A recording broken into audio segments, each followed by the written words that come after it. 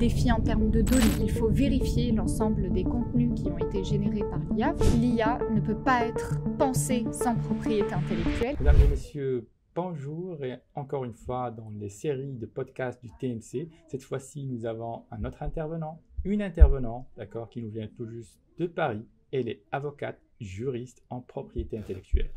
Malia Brada, bonjour. Bonjour, un plaisir d'être parmi vous. C'est un réel plaisir de t'avoir au Maroc, ton pays d'origine. Oui. Alors, si tu peux juste te présenter rapidement, tu Bien opères sûr. en quoi, peut-être, pour les entreprises? Alors, je suis avocat au barreau de Paris. Je suis spécialisée en droit de la propriété intellectuelle et des industries innovantes, ce qui comprend donc l'intelligence artificielle. Et je conseille, j'accompagne les entreprises dans le cadre de l'utilisation de l'IA, soit en interne, soit dans un objectif commercial envers les clients et les consommateurs.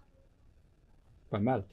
Alors, aujourd'hui, dans un contexte où on génère trop de textes, des images, des vidéos même, des avatars avec l'intelligence artificielle, tout ce contenu que nous générons, on va dire, chaque jour, et surtout pour les entreprises, comment peux-tu nous éclairer sur les défis juridiques auxquels feront face les entreprises avec ce boom, on va dire, d'IA?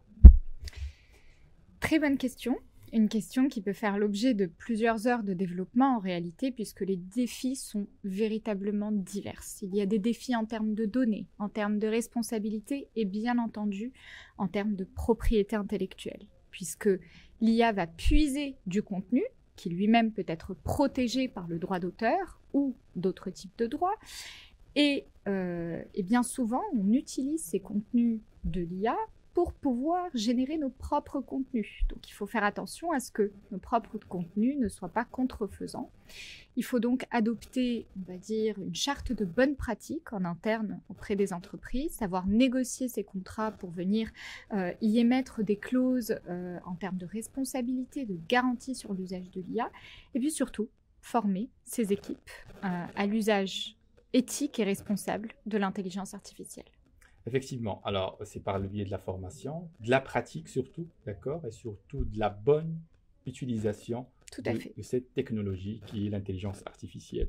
Mais sur un plan plus concret, Malia, comment les entreprises peuvent-elles adapter leur stratégie de propriété intellectuelle pour non seulement protéger leur création générique, mais aussi pour profiter de nouvelles opportunités offertes par ces technologies-là? Eh bien, il va falloir bien lire les conditions générales d'utilisation et les conditions générales de vente. Qu'on zappe à chaque fois. Exactement. Ce genre de pavé qu'on voit qui prend 3 plombes et en général on clique dessus, on dit qu'on l'a lu, mais en fait pas du tout. Eh bien, il faudrait bien lire les CGU et les CGV. Il faudra faire attention à anonymiser les données que l'on met sur l'IA. Il faudra faire attention à utiliser des IA qui ne traitent pas vos données, qui ne réexploitent pas vos données pour nourrir leur machine. Et donc, ça passe par ce que j'ai dit tout à l'heure, un peu une bonne pratique. En plus de l'anonymisation, eh bien, il faut qu'il y ait des réflexes. Il faut vérifier l'ensemble des contenus qui ont été générés par l'IA. Il faut faire une sorte de sanity check pour vérifier que ces contenus ne violent pas d'autres contenus, que ce soit visuel, auditif, marque, Alors, il faut slogan. Revoir notre mode d'utilisation de Exactement. ces technologies-là. L'IA est un outil, c'est non pas un salarié supplémentaire. Exactement. Alors, c'est un outil qu'on ne veut pas qu'il devienne contre nous. Exactement. Alors, pour finir cette conversation, comment vous imaginez l'avenir, on va dire, de la propriété intellectuelle face à ces défis de l'IA et ce boom d'explosion de contenu généré par l'IA? Alors, c'est une question très difficile parce que, bon, déjà, je ne sais pas de quoi est fait demain. En revanche, ce que je sais, c'est que l'IA ne peut pas être pensée sans propriété intellectuelle et la propriété intellectuelle ne peut pas être pensée sans IA. Il faut donc, si l'on a des marques qui visent un petit peu le secteur de l'IA, les protéger dans des produits et services spécifiques à l'intelligence artificielle. Il faudrait également penser, pour du contenu généré par l'IA, y apporter sa touche humaine pour pouvoir en revendiquer la protection. Il faut que l'intervention humaine reste au centre de la propriété intellectuelle, puisque sinon, il n'y aurait pas de propriété intellectuelle. Donc il faut un équilibre assez difficile, mais je pense que l'on peut l'atteindre entre innovation, éthique, responsabilité et l'humain au centre de tout ça. Maria Brada, merci beaucoup pour ces explications vraiment Merci à vous. enrichissantes.